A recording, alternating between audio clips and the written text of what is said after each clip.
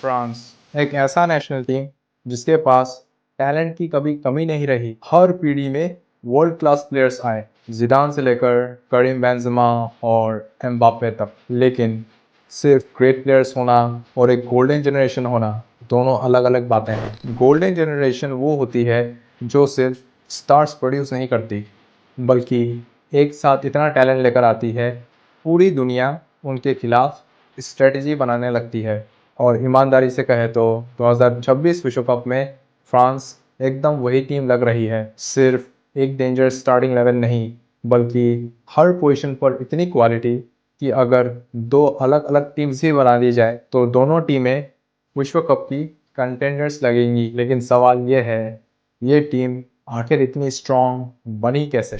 इसका जवाब शुरू होता है 2016 के यूरो कप से, क्योंकि फ्रांस के लिए ये बस एक प्रतियोगिता नहीं था, ये एक चेतावनी थी और एक मौका भी। अपने होम क्राउड के सामने फ्रांस फाइनल तक पहुंच चुकी थी और पूरा देश जीतने के लिए तैयार था। लेकिन फाइनल में पोर्टुगल के खिलाफ मिली हार ने सब कुछ बदल कर रख दिया, क्योंकि उस हार ने उन्हें वो सीख दी जिसके बलबूते पे उन्होंने 2018 विश्व कप के लिए खुद को तैयार किया। फ्रांस को समझ में आ चुका था कि सिर्फ टैलेंट काफ़ी नहीं होता, बल्कि दबाव हैंडल करने की काबिलियत और शांत दिमाग से काम करने के लिए सकना पड़ेगा। और फिर कुछ समय बाद एक नया सुपरस्टार उभर कर निकला, किलियन एम्बाप्पे। एक ऐसा प्लेयर जिसने फ्रांस की स्पीड, कॉन्फिडेंस और अटैकिंग आइडेंटिटी को पूरी तरह से बदल कर रख दिया। लेकिन सोचने वाली बात यह है कि फ्रांस की कामयाबी सिर्फ एम्बाप्पे की वजह से नहीं थी। फ्रांस का असली वेपन हमेशा से उनका सिस्टम रहा है, एक ऐसा सिस्टम जो लगातार world class level players produce करता रहता है। और इसी सिस्टम का पहला बड़ा रिवॉर्ड मिला 2018 विश्व कप में। अर्जेंटीना के साथ साथ हर एक दिग्गज टीम को हराकर विश्व कप अपने नाम कर लिया। तकरीबन 20 साल बाद फ्रांस दोबारा विश्व कप चैंपियन बना और किलियन एम्बाप्पे एक टैलेंटेड यंगस्टर से सीधा ग्लोबल आइकॉन बन गए। लेकिन इतनी बड़ी कामयाबी को बनाए रखना उससे भी ज़्यादा मुश्किल था और 2020 यूरोस में उनके साथ वही हुआ।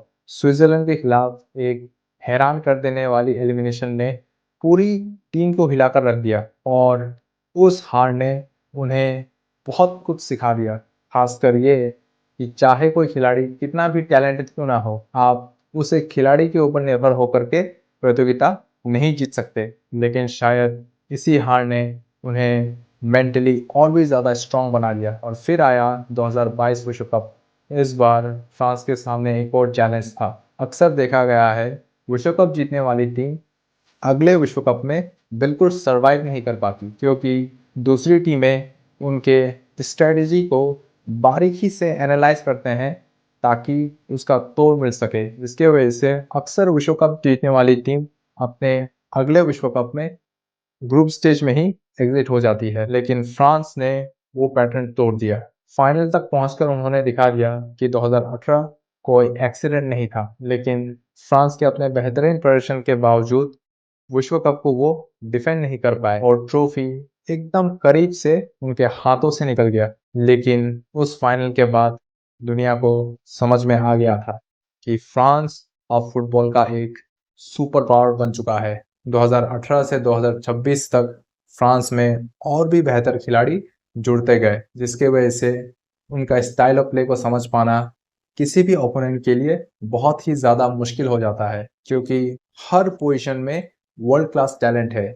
आप किसको रोकेंगे? किसी भी टीम को गोल्डन जनरेशन कहने के लिए उनके पास ये 3 चीज़ें होनी चाहिए: टैलेंट, डेप्थ और बैलेंस। गोल्डन जनरेशन वाली टीम में अक्सर एक ही कमी होती है कि उनमें यूनिटी की कमी देखी गई है, क्योंकि हर किसी को अपने टीम के लिए स्टारमैन बनना है, जिसके वजह से वो बैलेंस बिगड़ जाता है। लेकिन फ्रांस ने दिखा दिया है क्वालिटी प्लेयर्स होने के बावजूद उनका बैलेंस पूरी तरह से स्थिर है। चैलेंज बस एक ही है कि क्या वो फाइनल तक ये बैलेंस बनाए रख सकते हैं। देखना वाकई दिलचस्प होगा, फ्रांस आखिरकार इस विश्व कप में कहां तक पहुंच पाती है।